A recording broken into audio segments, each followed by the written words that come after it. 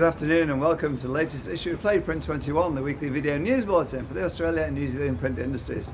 This issue is sponsored by Bulletin, Australia's largest supplier of printable materials, press room consumables, and now supplying wide format equipment as well. It's results season and Ive is on its way to becoming $1 billion business, with its full year results all heading north and revenue expected to increase in the current financial year. The 2023 year was the first since its acquisition of stricken rival Ovato last September. Ovato revenue contributed $136 million to the $976 million total. It's also the first full year since the acquisitions of Active Display and Ive. Those businesses contributed around $25 million between them. Full year revenue was up 27.5% on last year, with EBITDA up by 23% to $119 million from $97, and net profit after tax up by 20% to $39.7 million. Underlying EBITDA growth, excluding the Ovato contribution, was 11.8%. Ovato integration, that's tracking ahead of schedule and will be completed in March. Ive is taking 3 of the man-roll and heat-set webs from Ovato and replacing 3 of its older machines, one each for Sunshine, Huntingwood and Silverwater. Matt Aiken, CEO of Ive, said our focus in the coming 12 months will be on driving further organic growth and operational efficiency and successfully executing the final phase of the Ovato integration. The company will continue to broaden its base by driving growth in its content creation business and its apparel and into apparel and uniforms, which it says is a $1.2 billion market in Australia. It says it's well placed to enter the folding carton market by acquiring a beachhead business this year. Ive's committed to entering the packaging market and is zeroing in on the higher margin, shorter run folding carton segment and primary that's food packaging flexible segment. It says due to similarities with many of the group's existing businesses and its aligned ESG credentials, the $700 million fibre-based folding cartons market is its initial and primary area of focus. Its analysis indicates folding carton makes up a large percentage of the preferred food packaging for large food and beverage customers. It says it's growing and it will provide sustainable returns and solid growth prospects for mid-tier players.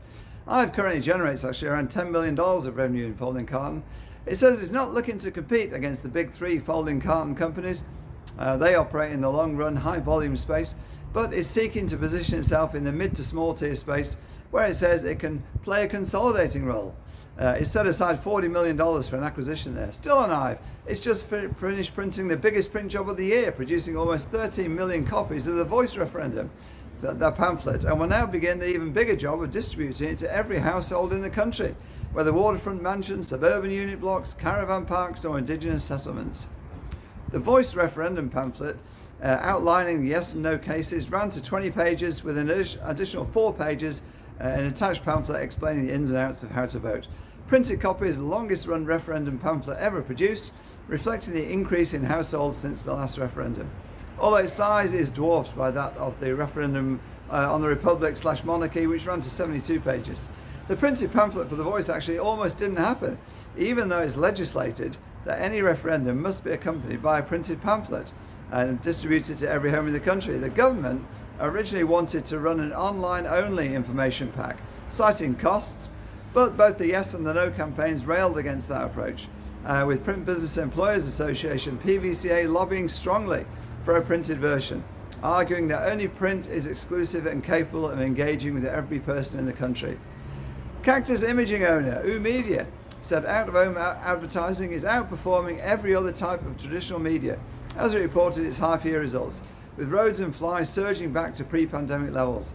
Its share price soared as the company reported revenue up by 7% to $300 million or $296.6 million, and said revenue is building strongly with double-digit growth in May-June. Cactus Imaging itself is enjoying booming sales and has just made major $2 million investments in 2 new 5-meter print systems, including Australia's first Fujifilm Acuity R2 roll-to-roll system there. The company now has 6 wide format print systems pumping out work 24 hours a day, along with a range of automated finishing equipment. Keith Farrell, General Manager at Cactus, said, "We've had a very good 6 months. Volumes are up, revenues are up, we've made big investments, everything is growing in the right direction." The new Acuity Ultra 5-meter roll-to-roll print system is the 4th Fujifilm printer in the company's Silverwater facility, where the first, installed 10 years ago, is still running every day.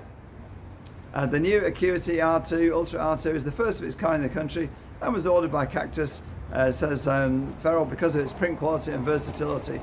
He said, we wanted a print system to print a range of different applications, backlights, fabrics, billboards, and the Fujifilm Acuity R2 with its white ink capability was best suited to our needs.